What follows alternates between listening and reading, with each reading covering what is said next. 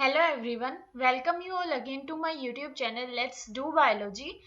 I hope you all are doing well. So if you haven't subscribed yet my YouTube channel Let's Do Biology, so guys please subscribe my YouTube channel, and if you are liking my videos then don't forget to share and like my videos.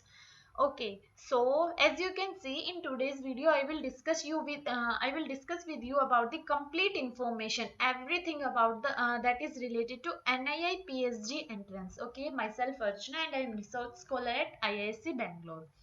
So let's get started now. First, I will tell you that what I will discuss with you about the NII PhD entrance. So in short, I will discuss about the exam scheme that. What is the thing that you need to do, और like आपको क्या क्या आपकी eligibility होनी चाहिए, and what about that application form and everything. First I will discuss about those things, and next I will discuss that what is the type of pattern of entrance exam that you will get in NII. ठीक है. Then next is about research areas, that on which topic you will get which topic you will find research in NII. ठीक है, so that you will get idea about that you need to take admission there or not. ठीक है, सो मैं सारे research areas discuss करूंगी, तो video को last तक देखना, so that you will get each and every little information about the NII entrance exam. अगर आपका उन रिसर्च एरिया में इंटरेस्ट हो, वैसे बहुत इंटरडिसिप्लिनरी एरिया है रिसर्च के NII में, सो आई विल रिकमेंड यू कि आपको इसका फॉर्म भरना ही चाहिए. NII एक टॉप इंस्टीट्यूट है रिसर्च के एरिया में. सो अगर आप फिर नहीं भी लेना चाह रहे हैं एडमिशन, तो भी एक बार फॉर्म फिल कर दो, एंट्रेंस एग्जाम दे के देखो, एंड फर्दर डिसाइड करो कि आपको लेना है या नहीं लेना. ठीक है, तो एंट्रेंस एग्जाम के लिए तो फॉर्म भरना ही. NII का जितना मैं ये भी डिस्कस करूंगी कि एप्लीकेशन फॉर्म कब कब निकलता है, एक बार होता है, 2 बार होता है, कितना इसका एप्लीकेशन फीस है, एंड एवरीथिंग. ठीक है, next I will discuss about the syllabus. If I talk about syllabus, तो मैंने सिलेबस पहले ही अपना एक प्रीवियस वीडियो में कंप्लीटली डिस्कस किया है. सो अभी तक आपने वो नहीं देखा हो, so you can watch that video. I will provide the link in I button and in description box. ठीक है, so you can watch there that about the syllabus of NII entrance exam. And then further about the books, in that video only I discussed about the syllabus, books, and what more. Okay, so next is PYQ analysis. In PYQ analysis also I already uploaded a video in which I discussed a sample paper of NII entrance exam. So if you haven't watched that video, so you can find that link in description and click on I button. You will see that video also, that will help you. So मैंने PYQ का भी आपको बताया है कि PYQ करना कितना जरूरी है. उससे आपको आइडिया मिलता है कि आपका कितना प्रिपरेशन हुआ है और कितना आपको फर्दर करने का जरूरत है, कितना पढ़ने का और ज्यादा जरूरत है. देखो, अभी आप पढ़ते जाओगे पढ़ते जाओगे पढ़ते जाओगे, उसका क्या मतलब रह जाएगा. जब आपको क्वेश्चन ही सोल्व करना नहीं आता, क्वेश्चन का मतलब ही समझ नहीं आता, तो उस पढ़ने का कोई मतलब नहीं होता. ठीक है, सो PYQ करना सबसे ज्यादा जरूरी होता है, या प्रैक्टिस करना क्वेश्चन. ठीक है, सो PYQ एनालिसिस को मेरे उस वीडियो को जरूर देखना. और जब भी मैं क्वेश्चन सोल्व करा रही हूँ PYQ के, तो सबसे पहले अपने आप से उस क्वेश्चन को सोल्व करके देखना कि खुद से आप उस क्वेश्चन को सोल्व कर पा रहे हो या नहीं कर पा रहे हो. देन फर्दर मैं जो उसको एक्सप्लेन कर रही हूँ उसको आंसर देखना. ठीक है, क्योंकि मैंने उस वीडियो में बहुत अच्छे से एक्सप्लेन किया है सारा क्वेश्चन. अगर आपको फिर भी अगर कहीं भी डाउट रहता है, so you can comment me. Okay, अगर किसी भी वीडियो में कोई भी दिक्कत आ रहा है, तो कमेंट बॉक्स में मेरे को बताओ. I will try to improve myself in that way also. So next what will I discuss? I will discuss okay, sort of strategies I have already discussed in those previous 2 videos.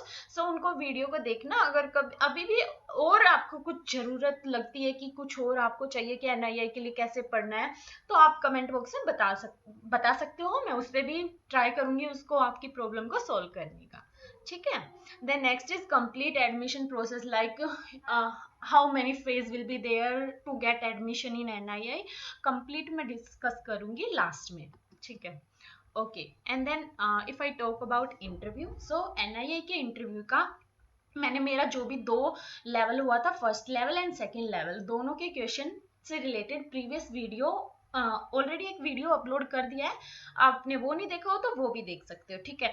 Final list भी मैंने अपनी, मेरा जिसमें नाम आया था वो भी मैंने अपलोड की थी इंटरव्यू के वीडियो में ही। So you can watch that interview, my interview experience की how which type of question you will get in your interview, or I will try to make a separate video that how can you prepare for interview, ठीक है। Like मैंने IISc और NII और different university और institute के interview के लिए कैसे प्रिपरेशन किया था, कौन सी स्ट्रेटजी अपनाई थी और किस तरीके से मैंने कौन सा पार्ट प्रिपेयर किया था, ठीक है। I will try to make a further another video for that part, ठीक है। सो आज के वीडियो में मैं इन सारे पॉइंट को कंप्लीट डिटेल में डिस्कस करूंगी, so that you will not have any query after this video. So watch from starting to till last.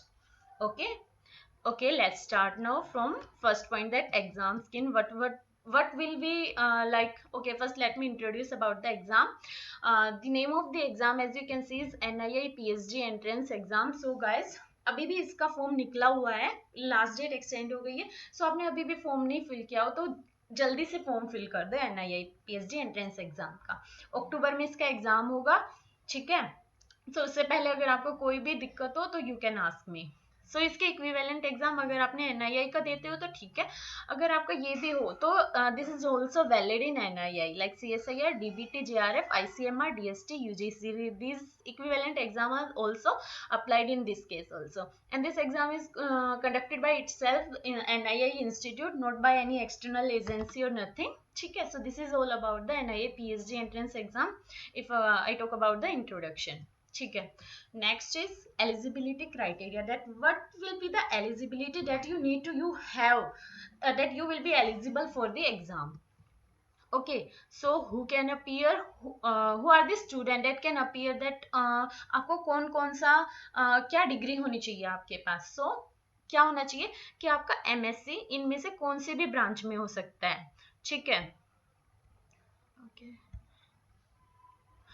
MSc किसी भी ब्रांच में हो सकता है, बायोलॉजी, केमिस्ट्री, मैथमेटिक्स, फिजिक्स। इस किसी भी ब्रांच वाला स्टूडेंट NII के एंट्रेंस एग्जाम के लिए अपीयर हो सकता है। और MSc, आप ये सोच रहे होंगे कि अभी आपने जैसे MSc ज्वाइन की है तो आप ये एग्जाम दे सकते हैं, नहीं। सो नहीं, अगर आपने अभी MSc ज्वाइन किया तो आप ये एग्जाम नहीं दे सकते। आप एग्जाम कब दे सकते हैं, या तो आप फाइनल सेमेस्टर हो MSc के, लाइक फोर्थ सेमेस्टर में हो, और otherwise if you have completed your MSc then only you can appear for this exam, ठीक है। लाइक CSIR, गेट, उसमें ऐसा नहीं होता कि आपको MSc कंप्लीट करना है या फाइनल में होता है आप तभी अपीयर हो सकते हो, बट NII में ऐसा है कि या तो आप फाइनल सेमेस्टर में होनी चाहिए या फिर आपका MSc कंप्लीट होना चाहिए, और ये ब्रांच में आप हो, then you can appear for this exam.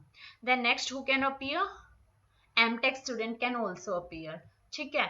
और MBBS student can also appear, M.Pharma student, and integrated MSc or equivalent student. Like NII is affiliated by JNU, so you can watch their eligibility criteria JNU, and which is equivalent to integrated MSc can also appear for this exam, ठीक है। So this is about the eligibility criteria, that which student can appear for this exam. So I hope this is clear, that if you are eligible or not for this exam to appear in it. Then if I discuss, next is minimum eligibility marks, that आपका कितना marks MSc में होना चाहिए कि आप NII के entrance exam के लिए अपीयर हो सकते हैं। सो व्हाट अबाउट दिस, 60% और एग्रीगेट स्कोर और equivalent grade in 12th and bachelor degree. Bachelor और 12th की बात करें तो उसमें आपका होना चाहिए 60% स्कोर, ठीक है। देन नेक्स्ट इज मास्टर्स में आपका होना चाहिए 55% और above than that, then you can appear in NII entrance exams, okay. So look at your score and then you will get to know that if you are eligible or not for this NII entrance exam. Okay, so for note this thing, that for OBC, SC/ST and EWS, 5% relaxation in 12th, bachelor degree and master's degree. For these students 5% relaxation is there, like this is the this is according to the government rules, that if you are from these categories and you have 5%, like If you are from this category, then if you are having 55% score in 12th and bachelor and 50% score in master's degree, then also you are eligible for this, but not for general. For general student this is the criteria, and for these category student 5% relaxation is there.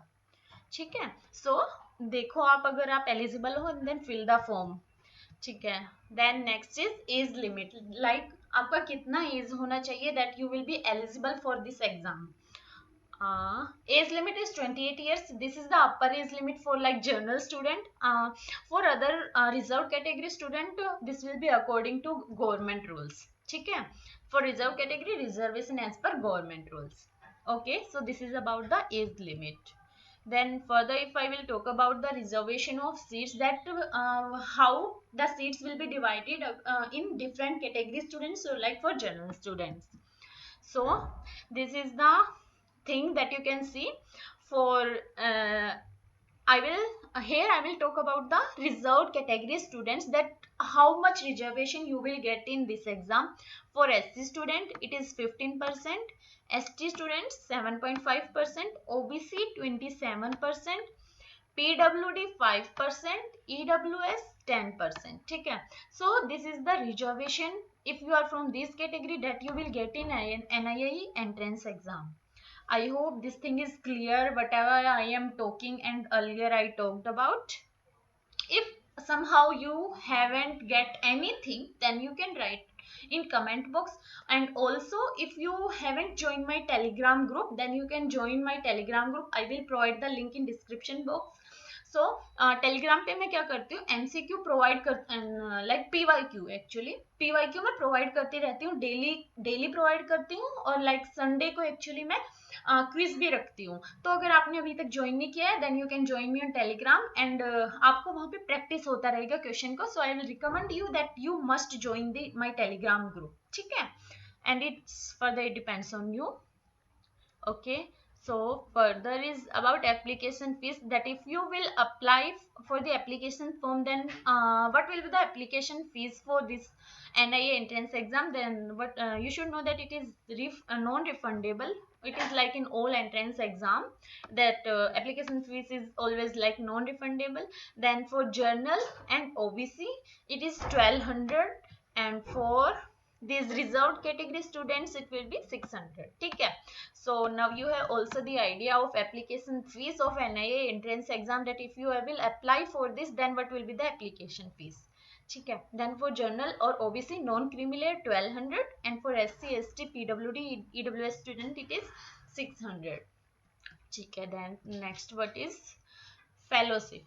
Okay, अगर fellowship का सबको होता है कि fellowship कितना मिलेगा अगर आप इसका एंट्रेंस एग्जाम देते हो, और सभी में माने हम लाइक CSIR हो, गेट हो और DBT हो, किसी में भी हो. पहले क्या था कि 31,000 मिलता था आपको JRF, और फिर SRF में कन्वर्ट होते थे 37 मिलता था, 36-37. बट अभी जो न्यू चेंज हुआ है फेलोशिप में, उसमें क्या हो गया है कि 37 आपको मिलेगा JRF और 42 मिलेगा SRF. ठीक है, so all of like these entrance exam NII में भी इतना ही होता है. फेलोशिप ड्यूरेशन 5 years होता है, और फर्स्ट 2 years के लिए 31,000 per month, and for further if you will convert to SRF then it will be 35,000 per month. ठीक है, और लाइक अभी जैसे जो फेलोशिप में इंक्रीमेंट हुआ है, you will get notification from institute itself if it will increase or not. ठीक है, it is like earlier fellowship, और which जो कि ऑल सभी एंट्रेंस एग्जाम्स में होता है, ऐसा ही NII में भी फेलोशिप मिलता है जो कि इंस्टीट्यूट खुद से प्रोवाइड कराता है. Okay, so what will be type of exam pattern, if it will be like subjective, objective or whatever. So let's see this. Sorry, exam pattern, or like it will be MCQ type, that I already discussed in my syllabus, that I discuss about the NII entrance exam syllabus.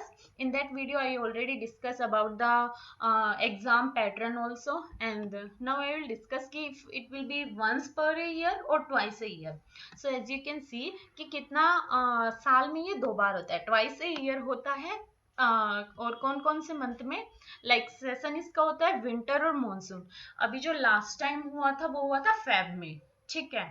Feb में 26 Feb को exam था last इस year का, जो winter session का था। ठीक है, अभी जो एग्जाम कंडक्ट हो रहा है this is of monsoon season, और मॉनसून सीजन का हो रहा है अक्टूबर में। सो अक्टूबर और फेब में होता है मोस्टली। अभी जैसे इसके लास्ट मंथ से फॉर्म निकले हुए हैं, और जब आप जो फेब का दोगे उसमें दिसंबर से फॉर्म निकल जाते हैं, दिसंबर में फॉर्म निकल जाते हैं। सो अगर आप अभी मास्टर्स के फाइनल ईयर में हो, ठीक है, तो आपका अभी थर्ड सेमेस्टर चल रहा होगा, तो अभी आप इस फॉर्म के लिए एलिजिबल नहीं हो। लेकिन याद रखना दिसंबर में फॉर्म निकलता है नेक्स्ट टाइम का, so you can fill at that time. ठीक है, जैसे निकलेगा तो I will also update you, but खुद से भी चेक करते रहना कि दिसंबर में ऑलमोस्ट फॉर्म निकलता है, फेब में एग्जाम होता है नेक्स्ट टाइम का जो होगा विंटर का। अभी जो है वो मॉनसून का हो रहा है। सो 2 बार साल में इसका पेपर होता है। Okay, and more, what about examination mode? It will be CBT, computer based test, and questions का नीचे होगा MCQ। ठीक है, we will get 4 options and you have to pick the correct one, and medium of exam English only, the exam medium will be in English only, not Hindi। ठीक है, it is the thing that you will get in NIA entrance exam।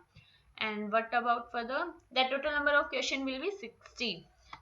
English में होगा MCQ based, and total 60 question मिलेंगे आपको। Okay, and number of questions attempted, you will not get any choice in NIA entrance exam, so you will have to attempt all of the question।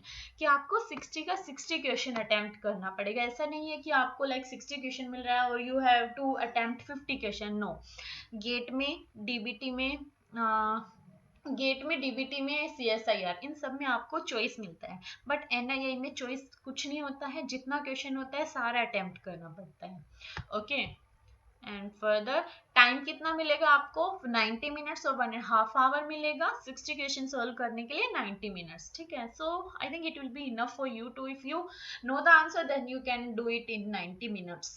ठीक है, क्योंकि CSIR का जैसे बड़ा बड़ा question होता है, NIA में छोटा क्वेश्चन होता है, इतना बड़ा नहीं आता है। सो कुछ कुछ होता है क्वेश्चन एक्सपेरिमेंटल बेस भी आता है इम्यूनोलॉजी से, ऐसा नहीं है, बट ऑलमोस्ट सिंपल क्वेश्चन आता है। कुछ पार्ट ट्रिकी होता है, अगर आपको नॉलेज होगा उस पार्ट का then you can only attempt that part. Okay, so this was about the exam pattern, कि किस टाइप का एग्जाम होगा, किस मीडियम में होगा, कितना क्वेश्चन होगा, and how many questions that you need to attempt, and what about the time that you will get for the entrance exam। Then further, if I will discuss about the question pattern, that which type of question pattern you will get in the exam, so it will consist of only one part। जैसे कि आप लोग देखते हो कि CSIR में 3 part होता है, A B C। ठीक है, और गेट में भी होता है कि A पार्ट होता है आपका एप्टीट्यूड, और फिर B पार्ट आ जाता है, केमिस्ट्री आ जाता है, C पार्ट में फिर आपका हमारा जो बायोलॉजी से रिलेटेड है वो सब पार्ट होता है। DBT में भी ऐसे ही होता है, बट NIA में सिर्फ एक ही पार्ट होता है, उसी में 60 क्वेश्चन होता है, जो कि सब कुछ इंक्लूड करता है, चाहे एप्टीट्यूड का हो या फिर बायोलॉजी का हो। ठीक है, approx I am telling about this last time approximation, कि 50 से 52 क्वेश्चन बायोलॉजी के थे, और जो हर एक क्वेश्चन है उनका मार्क्स कितना होता है? 3 मार्क्स का। ठीक है, so each question contains 3 marks. So about 50 to 52 questions were from biology, and the remaining were from aptitude type questions were there, the remaining one। ठीक है, 8 to 10 questions were there from aptitude, and same marks for aptitude and biology, 3 marks each question contains, so like 180 marks paper। 60 question na, 60 question, each question contain 3 marks, so 180 total number। Okay, then what about next? That one thing that you need to know, कि last time हमारा chemistry और physics का question नहीं था, but जो मैंने PYQ solve कराया है ना वो 2017 का था, and at that time there were questions from chemistry and physics also. ठीक है, सो ये मैंडेटरी भी नहीं है केमिस्ट्री फिजिक्स आए, बट ऐसा भी नहीं है कि नहीं आए। तो आई विल रिकमेंड यू कि अगर आप बायोलॉजी अच्छे से कर पा रहे हो तो बायोलॉजी पे ध्यान दो, केमिस्ट्री फिजिक्स का टेंशन मत लो। अगर बायोलॉजी अच्छे से कर लिया then you can easily crack this exam. ठीक है, क्योंकि बायोलॉजी ज्यादा कंटेन करेगा मार्क्स, तो अगर केमिस्ट्री फिजिक्स पे ध्यान देने लगोगी तो अपना जो मेन पार्ट है वो रह जाएगा। सो try to focus on biology and don't worry about chemistry and physics that from where you can do this or how many question you will get and whatever. ठीक है, सो इसका टेंशन नहीं लेना बिल्कुल भी कि केमिस्ट्री फिजिक्स आएगा हम कहाँ से करें कितना क्वेश्चन आएगा, बहुत सारे स्टूडेंट का ही कंसर्न रहता है. So I hope this thing is clear to you कि बायोलॉजी से रिलेटेड ही क्वेश्चन करना. एप्टीट्यूड का लाइक आप CSIR का प्रिपेयर कर रहे होंगे तो एप्टीट्यूड का कुछ PYQ सोल्व किया होगा तो आराम से 8-10 क्वेश्चन में से 3-4 क्वेश्चन तो सोल्व कर सकते हो. क्योंकि मैंने भी क्या किया था, आई थिंक मेरा 4-5 क्वेश्चन तो आराम से बचा होगा एप्टीट्यूड का, बिकॉज एप्टीट्यूड में थोड़ा टाइम भी लग जाता है. और अगर नहीं भी होगा तो don't worry about this thing that you skipping this part. Biology अच्छे से करना, आराम से क्लियर हो जाएगा entrance exam. So next thing is negative marking. अब हम बात कर रहे थे कि 3 मार्क्स का एक क्वेश्चन होता है. ठीक है, अगर मैं बात करूँ कि अगर आपका गलत हो गया then what will be about negative marking.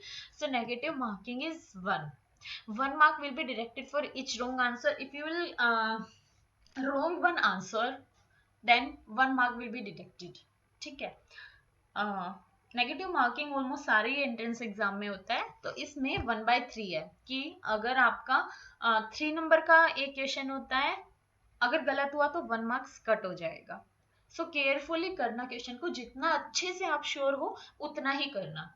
ज्यादा तुक्का मत मारने का ट्राई करना कि लो इसमें से 2 में आ रहा है किसी भी एक को मार दो, ठीक है हो जाएगा तो हो जाएगा नहीं तो गलत हो जाएगा. ऐसा मत करना. जिसमें आप कंप्लीटली फाइनली श्योर हो try to attempt only those questions. ठीक है, आई एम होपिंग कि आप 40 to 45 क्वेश्चन आराम से सोल्व कर पाओगे अगर आपने बायोलॉजी अच्छे से किया होगा तो. ठीक है, because as I told you in my previous video I attempted 52 questions out of 60 question and I was actually so sure about my answer in 48 like 47 48 और इतने क्वेश्चन में आई वॉज श्योर कि 3-4 क्वेश्चन में I was doubtful but ज्यादातर question में I was sure about my answer. So ऐसे ही करना, जितना आता हो उतना ही करना. ऐसे नहीं कि ज्यादा करने के चक्कर में गलती करके आ जाओ और सारा माइनस में जाके आपका एंट्रेंस एग्जाम भी ना हो. ठीक है, so I am telling you कि जितना अच्छे से आए उतना ही ट्राई करना. Then number of seats, if I will talk about कि NIE एंट्रेंस एग्जाम्स में कितना सीट होता है. सो वैसे जर्नली अप्रोक्सीमेशन है 20 to 25 होता है, बट जो लास्ट सेशन था विंटर सेशन था उसमें आई थिंक 32 सीट्स था, 32 सीट्स था, इतना स्टूडेंट को उन्होंने लिया था. तो अप्रोक्सीमेशन इतना है कि इतना होता है but it can very according to the vacant seat. Then okay, this is the most important thing that if you want to join NII or not. अगर इन रिसर्च एरिया में जो भी मैं डिस्कस करूंगी इनमें आपका इंटरेस्ट है then you must join NII. ठीक है, so what about this research area? First is immunology, as NII name itself telling कि it is about immunology. So immunology से related तो research होगा ही. Then what about the others, that which research areas that NII include? It is infectious disease and chronic disease biology, and next is molecular and cell biology, chemical biology, structural biology, computational biology. So these are the research area in which research is done in NII. अगर आपका इन किसी भी part में research में interest हो so you should join, you must join NII if you cleared entrance exam and both the interview and will get your name in final list. ठीक है, so first research about the first look about this research area and then look about the lab in which you are interested. Okay उनका भी work देखो कि कैसा काम चल रहा है लैब में, कैसा नहीं चल रहा है, उनमें रिसर्च में आपका इंटरेस्ट है या नहीं है. सो फर्स्ट तो आपको एंट्रेंस एग्जाम ही देना है, उसके बाद ये सब सोचना है क्योंकि उसके बाद you will get enough time. ठीक है, सो what about next accommodation? If I will talk about that, if you are worried कि you will get hostel or not, or where you have to stay or not, so you will get hostel in campus only on the shared basis. ठीक है, so don't worry about that accommodation thing also. Okay, so qualification step, this is the important thing that if I am telling this about my experience कि मेरा कैसे कैसे कौन कौन से step पे कितना कितना टाइम लगा था, कैसे कैसे क्या क्या स्टेप्स फर्दर प्रोसीड हुआ था, ठीक है। सो look at this thing. सबसे how many steps to finally enrolled? First you have to qualify the written exam that जो भी मैंने अभी तक बात किया वो सब इस रिटर्न एग्जाम का ही मोस्टली किया कि एंट्रेंस एग्जाम सबसे पहले एक तो थिंग है कि आपको यही क्वालिफाई करने पड़ेगा, उसके बाद ही आपको सब कुछ सोचने का जरूरत है। If you will qualify this return exam then further what you have to do, you have to appear for the first round of interview, online interview. You will get a date and on that date you will be having your online interview, ठीक है। ये mainly online interview लेते हैं और zoom पे लेते हैं, ठीक है। So there you will get around 7 to 8 members in your panel or maybe it can vary. So ठीक है, फर्स्ट राउंड में अपेयर होना पड़ेगा।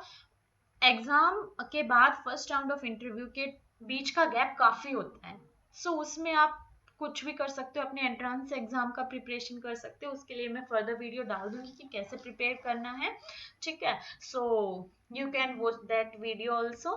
So first you have to appear for online interview and then if you will qualify for this if you will qualify for the written test, then only you can appear for online interview. You will get a date and the time in which your slot is there and then you have to be appear for that. You will get a phone call before the time you will be having your interview, ठीक है। आपको वो NIA से खुद call करेंगे, जितना आपको एक टाइम स्लॉट दिया जाएगा, लाइक डिफरेंट कमेटी बनेगी, ए कमेटी बी कमेटी, सुबह के टाइम भी होता है, शाम के टाइम भी इंटरव्यू होता है। जो मेरे टाइम पे था 3 दिन इंटरव्यू चला था फर्स्ट राउंड का। सो 3 दिन में दो डेली दो दो स्लॉट होते थे, लाइक एक मॉर्निंग और एक इवनिंग। उसमें किसी भी 3 दिन में से आपको एक दिन आपका स्लॉट मिल जाएगा, या तो मॉर्निंग में या इवनिंग में।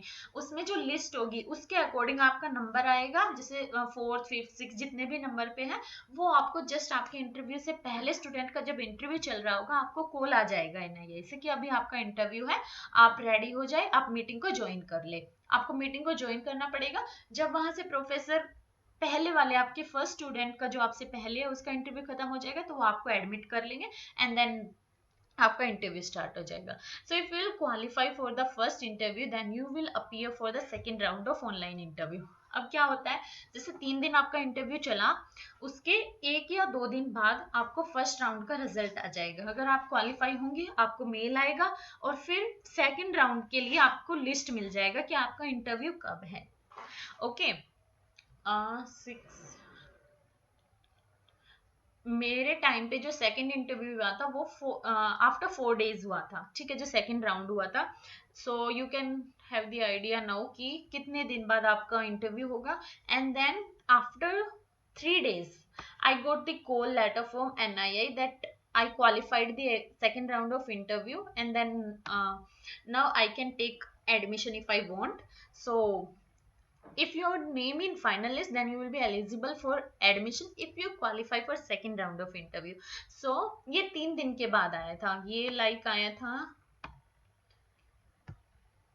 5 दिन के बाद होगा ये इंटरव्यू जो था 4 और 5 days के बाद, और ये 3 दिन के बाद मेरा आ गया था फाइनल लिस्ट, ठीक है, जिसमें मैंने अपना लिस्ट डाला भी है, जो मेरा इंटरव्यू का वीडियो है उसमें देख सकते हो। फाइनल में मैंने इंटरव्यू का लिस्ट डाला है। and then institute will send you a mail with the information that आपको एडमिशन फीस कहाँ पे पे करना है, कौन से अकाउंट में और कितना फीस पे करना है। लास्ट ईयर ये 31,000 था, आई थिंक 31 और like 21, I am confused about this. if you want to know then you can comment me or you can ask me on telegram group that if it was 31 or 21, I am confuse, okay. देन आपको क्या आएगा mail कि आपको अब अगर आप fees जमा कर देते हो, आप फीस पे कर देते हो, तो अब आप इंस्टीट्यूट को ज्वाइन कर सकते हो और लैब विजिट कर सकते हो। ये कितने दिन के बाद था, लाइक 30 days के बाद, 30 days के बाद ऐसा हुआ था कि 30 से पहले, 1 मंथ से पहले ही आपको इंस्टीट्यूट ज्वाइन करना होता है और आप विजिट कर सकते हैं। आपको कोई लैब अलॉट नहीं होती उस टाइम पे, आप बस 1 वीक के लिए क्या होता है कि आप सारी लैब में विजिट कर सकते हो and then you can decide by yourself that in which lab you want to work. Okay, so you can decide by yourself. In a week you will get a week of time that from the joining. फिर उसके बाद आप बता सकते हो कि आपको कौन सा लैब ज्वाइन करना है, और you will be fixed in that lab. Okay, so thank you guys. Thank you so much for watching my video. If you find any information informative, then please subscribe my YouTube channel and like the video, and don't forget to share my video with your friends. Thank you again, and again, if you haven't joined my Telegram group yet, then you can join me there also. Thank you, and please subscribe my YouTube channel. Let's do biology.